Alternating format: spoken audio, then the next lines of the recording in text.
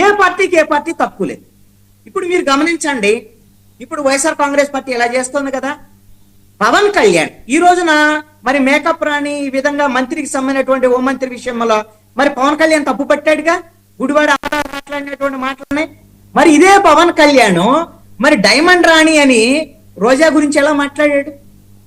రోజా కూడా ఆయన్ని OG cabbage అని మాట్లాడినటువంటి మాటలు ఉన్నాయి.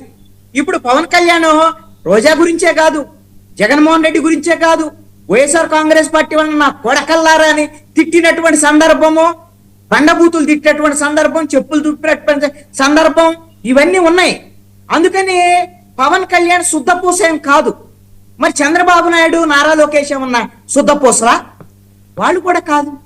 చంద్రబాబు నాయుడు ఎవరైతే మాజీ ముఖ్యమంత్రిగా ఉన్నటువంటి జగన్మోహన్ రెడ్డిని మొన్న ఎన్నికల సభల్లో కానివ్వండి, ఇప్పటికీ కూడా పరిధి దాటి చంద్రబాబు నాయుడు, నారా లోకేష్, అదే విధంగా వైఎస్ఆర్ కాంగ్రెస్ పార్టీకి సంబంధించినటువంటి నాయకుల మీద పరిధి దాటి బండబూతులతో మాట్లాడుతున్నటువంటి సందర్భాలు అనేకం ఉన్నాయి, అనేకమైనటువంటి ఆధారాలు ఉన్నాయి. ఎందుకు మాట్లాడుతున్నారు?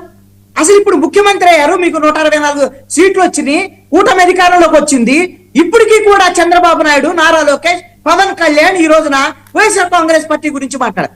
అరే వాళ్ళు వైఎస్ఆర్ కాంగ్రెస్ పార్టీ వాళ్ళు మాట్లాడితే ఒక అర్థం ఉంటుంది, వాళ్ళకి పవర్ లేదు, పక్కన కూర్చోబెట్టారు, మూలన కూర్చోబెట్టారు, వాళ్ళ గురించి ఎవరు పట్టించుకోవట్లేదు, కాబట్టి వాళ్ళ గురించి పట్టించుకోవాలని వాళ్ళు మాట్లాడితే ఒక అర్థం ఉంటుంది. చంద్రబాబు నాయుడికి 77 ఏళ్ళు వచ్చినాయి, 4 సార్లు ముఖ్యమంత్రి అయ్యాడు, మొన్న 16 ఏళ్ళు ముఖ్యమంత్రిగా పనిచేసినటువంటి రికార్డు కూడా ఆయన బద్దలు కొట్టాడు. మరి అలాంటి చంద్రబాబు నాయుడు మాట్లాడేటువంటి మాటలు ఏమన్నా సరైనటువంటి మాటలుగా ఉంటున్నాయా? అంటే వాళ్ళ పిఆర్ టీంలో ఈ రాజకీయ పార్టీలకి ఏమి ఇస్తున్నాయి అంటే, మీరు పరిధి దాటి మాట్లాడితే మాత్రమే మీరు పబ్లిక్ లోకి వెళ్తారు, మీరు ఆ విధంగా మిమ్మల్ని గురించి హెచ్చరికిద్ది అని చంద్రబాబు నాయుడు లాంటి వాళ్ళు, పవన్ కళ్యాణ్ లాంటి వాళ్ళు, జగన్మోహన్ రెడ్డి లాంటి వాళ్ళను వాళ్ళ హోదాలకు కూడా తగ్గిపోయేటువంటి విధంగా మాట్లాడించేటువంటి విధంగా పిఆర్ టీంల దగ్గర కీలుబొమ్మలాగా మారిపోయినటువంటి నేతలు రాజకీయ పార్టీలు. ఇది ప్రజలు గమనించాలి. ఇలాంటి రాజకీయ పార్టీలు ఇలాంటి అంశాల మీద ఎవరైతే మాట్లాడుతున్నారో, అసహ్యమైనటువంటి మాటలు మాట్లాడుతున్నారో, ఈ విధమైనటువంటి నీతి బాహ్యమైనటువంటి మాటలు మాట్లాడుతున్నారో, ఇలాంటి వాళ్ళకే ఎన్నికల సమయంలో కర్రుగాల్చి వాత పెట్టాలి. ఈ రాజకీయ పార్టీలకి ఇలాగ మాట్లాడేటువంటి వాళ్ళకు బుద్ధి చెప్పాలి. ఇది ప్రజలే బుద్ధి చెప్పాలి. అప్పుడు మాత్రమే వీళ్ళకి బుద్ధి వస్తుంది. వీళ్ళు ఎవరు శుద్ధపూసలు కాదు. ఇప్పుడు మాట్లాడారు కాబట్టి వైఎస్ఆర్ కాంగ్రెస్ పార్టీ గురించి అంతసేపు మాట్లాడాల్సి వచ్చింది. ఇప్పుడుకైనా సరే నేను అడుగుతాను, ఈ డిబేట్ లో పాల్గొన్నటువంటి ఎవరైతే రాజకీయ పార్టీలకు సంబంధించినటువంటి ప్రతినిధుల్ని, మీ పార్టీలకు సంబంధించిన ఎదురు పార్టీలను మీరు ఎలాగో ఘోరంగా విమర్శిస్తారు, దాడి చేస్తారు, ఉదాహరణలు చెప్తారు, అవసరమైతే వీడియోలను కూడా ప్లే చేస్తారు. మీరు ఒకళ్ళ మీద ఒకళ్ళు ప్లే చేసుకుంటారు. దయచేసి నేనేమంటాను అంటే, మీరు కనీసంగా భవిష్యత్తులో అయినా సరే ఇలాంటి మాటలు మాట్లాడుకోనటువంటి రాజకీయం కావాలి అనేటువంటి విధంగా ముగ్గురు యువతరానికి ప్రతినిధులు, భవిష్యత్తు ఉన్నటువంటి నాయకులు, ఇంకా 20 ఏళ్ళు వీళ్ళు రాజకీయాల్లో ఉంటారు, ఎమ్మెల్యేలు ఎంపీల స్థాయికి వెళ్ళేటువంటి నాయకులు ఈ ముగ్గురు కూడా. దయచేసి మీరు ప్రతిదానికి ఆహా ఓ అంటే ఓహో అని, తానా అంటే తందానా అని రాజకీయ పార్టీల ప్రతినిధులు ఉండాలి అనేటువంటి ధోరణి కూడా మంచిది కాదు అని నా సూచన. అది మీరు అంగీకరించకపోయినా అది మీ అభిప్రాయం.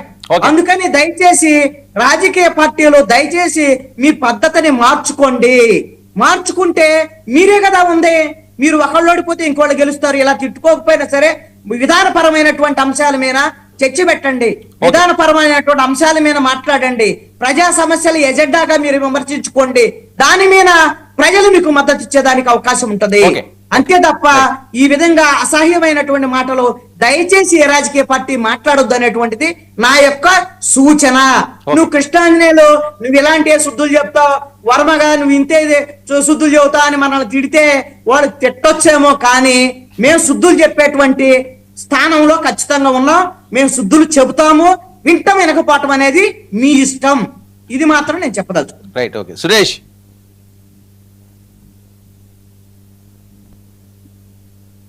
సురేష్ వీడియో ఆఫ్ అయింది.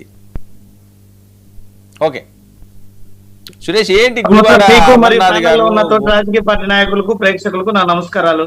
ఏంటి గుడివాడ అమర్నాథ్ గారు మాట్లాడిన మాటలు సాక్షాత్తు హోంమంత్రి మీద, సరే హోంమంత్రి మీదనే కాకపోవచ్చు కాకబ్బా ఒక సామాన్య మహిళ మీద అన్నాని మన అలంకారాల మీద వాటి మీద ఈ రకంగా మాట్లాడుకోవడం, నేను వాడేసింది నువ్వు వాడేవు అని ఆ రకంగా, సరే ఆ గురించి మీరు ఏం చెప్తారు? ఇంకా అది విన్నదే కదా, ట్రోల్ అవుతున్న అంశమే 2 రోజుల నుంచి. వర్మ సార్, ఇక్కడ నేను ఒక విషయం చెప్పదలుచుకున్నాను. మనకు సంబంధం లేని వ్యవహారాల్లో కూడా తలదూర్చి ప్రతిసారి కూడా హోంమంత్రి గారు చేసేటువంటి ప్రవర్తన రెచ్చగొట్టి కవింపు చర్యలకు పాల్పడేటువంటి రీతిలో 2 ఏళ్లుగా చూస్తున్నారు మీరు. కానీ ఇక్కడ ఈ జరిగినటువంటి సంఘటనని నేను సమర్థించడం లేదు, కానీ పరిణామాల గురించి నేను చెప్పదలుచుకున్నా. హోంమంత్రి అనిత గారు తనకున్నటువంటి శాఖ మీద దృష్టి పెట్టకుండా ప్రతిసారి కూడా, ఈ రోజు కూడా రాష్ట్రంలో అనేక సమస్యలు, మొన్నటికి మొన్న జ్ఞానేశ్వరి అన్నటువంటి పసిపాప గురించి వ్యవహారం గురించి ఏమన్నా ఆవిడ మాట్లాడారా? పోనీ నిన్నటికి నిన్న ఒక తల్లి ఆవేదన వ్యక్తం చేస్తూ తన బిడ్డను ఏమాత్రం కూడా 3 నెలల రోజులుగా నాకు కనిపించడం లేదు, చనిపోయి ఉంటే కనీసం అస్థికలన్నా ఇవ్వండి అంటూ ఒక తల్లి ఆవేదన వ్యక్తం చేసింది. ఇలాగ రాష్ట్రంలో రోజు రోజుకి అనేక రకాలైనటువంటి ఘటనలు జరుగుతున్నాయి. ముఖ్యంగా హోంమంత్రిగా ఉన్నటువంటి అనిత గారి బాధ్యతలు ఏంటి?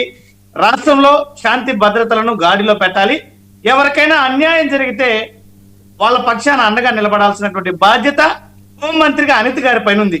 అయితే గడిచిన 2 సంవత్సరాలుగా అనిత గారు హోంమంత్రిగా ఉన్న రాజకీయ విమర్శలకే ప్రాధాన్యత ఇస్తున్నారు, జగన్ గారిని పట్టుకొని సైకో అనడానికి ప్రాధాన్యత ఇస్తున్నారు, వైఎస్ఆర్ కాంగ్రెస్ పార్టీ నాయకులందరినీ కూడా పట్టలేని నాయకులని మాట్లాడడానికి ప్రాధాన్యత ఇస్తున్నారు, వైఎస్ఆర్ కాంగ్రెస్ పార్టీ నాయకులను తిట్టడానికే ప్రాధాన్యతనిస్తున్నారు. మరి ఎన్నికల సమయంలో కూడా ఎలాంటి మాటలు మాట్లాడారు? అఫ్ కోర్స్ ఆవిడ ఆ పార్టీ తరఫున ఉన్నప్పుడు మాట్లాడితే సరే రాజకీయంగా చేస్తున్నారు అనుకోవచ్చు, మరి హోంమంత్రిగా ఉన్నప్పుడు కూడా వ్యక్తిగత విమర్శలకే ప్రాధాన్యత ఇస్తూ రాష్ట్రంలో ఆవిడ బాధ్యతల్ని గాలికి వదిలేసి పదే పదే ఇలాంటి మాటలే మాట్లాడుతూ ఉంటే ఎవరికైనా సహనం ఓపిక కొంతవరకు.